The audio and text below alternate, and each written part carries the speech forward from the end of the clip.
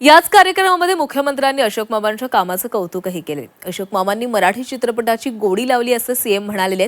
कोट्यवधी लोकांच्या जीवनामध्ये मामांनी आनंद तयार केला, त्यांचा हा सत्कार आहे। मामांनी सहजपणे भूमिका साकारलेल्या आहेत असंही देवेंद्र फडणवीस म्हणाले।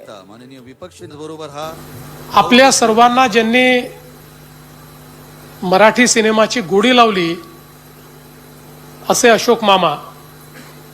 मला आठवतं की 9व्या वर्गामध्ये परीक्षा झाल्यानंतर उन्हाळ्याच्या सुट्टीमध्ये पुण्याला गेलो आणि त्यावेळी धूमधडाका रिलीज झाला होता आणि मामा तो पाहण्याकरता जी गर्दी होती ती आज देखील मला आठवते आणि तो पाहून जो आनंद मिळाला होता तो आजही अवर्णनीय आहे।